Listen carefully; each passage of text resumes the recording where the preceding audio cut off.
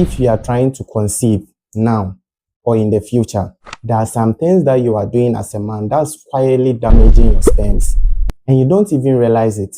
And if you don't take care, it will affect your fertility in the future. You see, if you are a guy or you are a man and you are always waiting for hot water to bath, you can't use cold water, you can't use normal temperature water, then there is a problem, because heat affects the testes, the organ that actually produces these sperms. The same way wearing tight boxes and placing laptops on your lap creates similar effects, affecting your testes and reducing the sperm count, and that can affect your fertility in the future. For some other men, in fact, their sperm count is okay, their sperms are quality, but the problem of infertility has to do with infections, sexually transmitted infections or urinary tract infections. These cause inflammation. They create inflammation along the pathway where the sperms travel.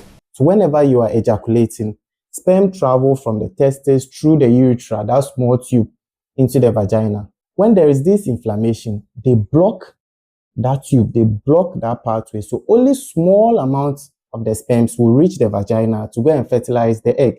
And that can put you at risk of infertility, because we need a particular number of sperms that could be able to fertilize the egg for pregnancy to occur. So you might not see the symptoms now, you might not feel anything, but better you check early, you test early, and then you treat it accordingly. Now at this point, I have to fight some people. I have to fight some of you men, because we ejaculate too often. Excessive ejaculation can also affect the concentration of the sperms. So just give yourself at least 2 to 3 days abstinence. Won't hurt you.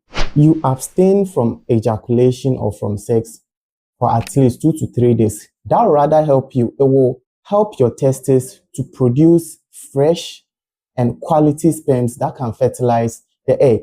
So if you are trying to conceive, try to abstain, give yourself some time, and then you resume back to sexual intercourse. That will help your testes to produce good sperms. Now, I am on those men who care about everyone but themselves. They don't have time to sleep. Stress is their friend now. Work is stressing them. Marriage can be stressful at times. Everything is stressful, especially even with life. You can be stressed at some point in your life, but you need to know this as a man. You see, first of all, the testosterone, that's the hormone that causes your testes to produce these sperms. The production of this testosterone occurs highly when you are having this deep sleep.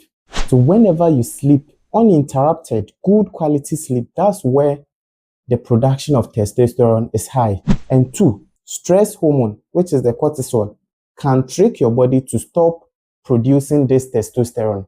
So I know that work is stressful, marriage can be stressful, life itself can be stressful, you are not sleeping, but you need to know this.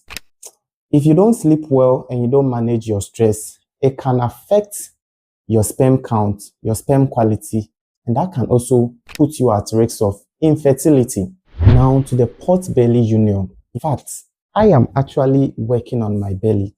So the question is, when are you going to also start to work on your belly? Because the other video, I explained to you guys how belly fat can increase the activity of a particular enzyme. And that can convert the small testosterone that you have to estrogen.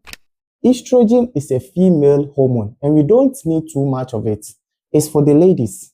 Testosterone will help our testes to produce sperms. Testosterone for our testes to produce sperms. So we have to save the small testosterone that we have by trimming down our belly, working on our belly to reduce that enzyme activity. Otherwise, in the future, our sperm quality will be low, the numbers will reduce, and that can affect our fertility. Now, this last point is really important to me, because during this festive season, we will try to take in some small alcohol, smoke a little bit, but let me just educate you. With alcohol, if you can avoid alcohol, avoid it. If you can't, then the advice is you have to reduce your consumption. Just a drink a week is okay, because alcohol also reduces the testosterone, the hormone that we are talking about, and that can affect the sperm number, the quality, and in general affect your fertility as a man. With smoking, the health advice is to avoid smoking in total, because smoking also affects the DNA of the sperm, reduce the count, the quality, and in general also affects your fertility.